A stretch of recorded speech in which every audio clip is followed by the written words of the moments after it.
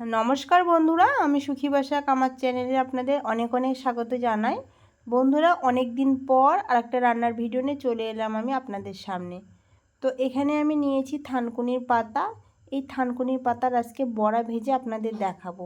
আর থানকুনি পাতা খাওয়া কিন্তু খুবই উপকার, সকালবেলা খালি পেটে যে কোনো সময়ে খাওয়া কিন্তু খুবই উপকার। আর থানকুনি পাতা খেলে কিন্তু মুখের রুচি হয়, আবার মুখের কোনো গন্ধ থাকে না। তো প্রচুর হয়েছে আমাদের বাড়িতে থানকুনি পাতা, সেগুলো নিয়ে আমি ভালো করে তুলে পরিষ্কার জলে ধুয়ে মিক্সচারের মধ্যে নিয়ে কিন্তু ভালো করে পেস্ট করে নিয়েছি। আর আগে থেকে একটুখানি কাঁচা পাকা লঙ্কা আদা জিরে একটুখানি বেটে রেখেছিলাম, সেটা এই বড়া ভাজার মধ্যে দিয়ে দেব। আর এখানে আমি 2 থেকে 3 চামচের মতো শুকনো চালের গুঁড়ো দিয়ে দিলাম। এই শুকনো চালের গুঁড়োটা দিলে বড়াটা একদম মজমজে হবে, খেতে কিন্তু খুব ভালো লাগে। আর পরিমাণ মতো লবণ দিয়ে দিলাম। এরপর কিন্তু ভালো করে সব কিছু মিশিয়ে নিচ্ছি। আর এর মধ্যে কিন্তু আমি হলুদ দেব না বন্ধুরা, আমাদের ঠাম্মা শাশুড়ি মারা গেছে, সেই কারণে কিন্তু আমাদের হবিষ চলছে, মানে পরপর দুটো মারা গেছে। প্রথমে কাকার শ্বশুর মারা গেছে নিজের, তো কাকা শ্বশুর মারা যাওয়ার শ্রাদ্ধ শান্তিটা শুধু হয়েছে, খাওয়া দাওয়ার দিনে আবার ঠাম্মা শাশুড়ি মারা গেছে। তো সেই কারণে কিন্তু আমাদের পুরো 1 মাস হবিষ চলছে, মানে করার কিচ্ছু নেই বন্ধুরা, নিয়ম তো পালতেই হবে। আমাদের কিন্তু তেল খাওয়া হয়, সেই কারণে বড়া ভাজার ভিডিওটা আপনাদের সঙ্গে শেয়ার করছি। আর আমাদের কিন্তু হলুদ খেতে হয় না, 5 ফোড়ন খেতে হয় না, তো সেই কারণে কোনো রান্নার ভিডিও মানে দিতে পারছি না।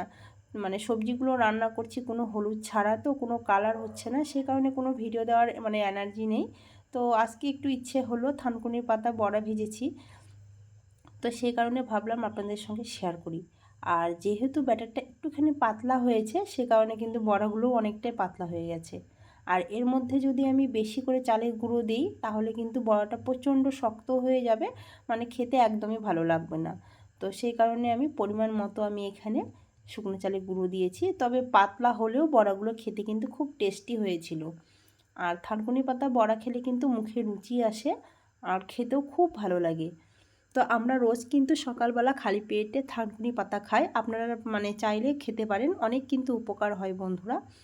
তো এক এক করে আমি আবারও থানকুনি পাতার বড়াগুলো ভেজে নিচ্ছি। তো আপনারা চাইলে কিন্তু ব্যাটারটা যখন পেস্ট করবে, মানে থানকুনি পাতাগুলো যখন পেস্ট করবে, তখন কিন্তু জল দেবে না। আমি যেহেতু একটুখানি জল দিয়েছিলাম, সেই কারণে প্রচণ্ড একটুখানি ঢিলা হয়ে গেছে। তো আপনারা চাইলে কুচি করে কেটে নিয়েও শুকনো চালের গুঁড়ো দিয়েও কিন্তু বড়াটা ভাজতে পারেন, খেতে কিন্তু ভীষণ ভালো লাগে। তো এক এক করে আমার সব বড়াগুলো ভাজা হয়ে গেছে। আর বড়াগুলো মানে কোনোটা ছোট কোনোটা বড় হয়েছে, যেহেতু মানে ব্যাটারটা পাতলা হয়েছিল, তবে খেতে কিন্তু খুব ভালো হয়েছে, মানে খেতে খুবই ভালো লাগে, খুব রুচি হয় মুখে। থানকুনি পাতার বড়া ভাজা রেসিপিটা যদি আপনাদের ভালো লাগে, অবশ্যই কিন্তু কমেন্টে জানাবে। ভালো লাগলে লাইক করবে, শেয়ার করবে, আর আমার চ্যানেলটিকে সাবস্ক্রাইব করে দিয়ে পাশে থাকা বেল আইকনটি অবশ্যই প্রেস করে দেবে নিত্য নতুন ভিডিও পেতে। আজকের মতো এ পর্যন্ত।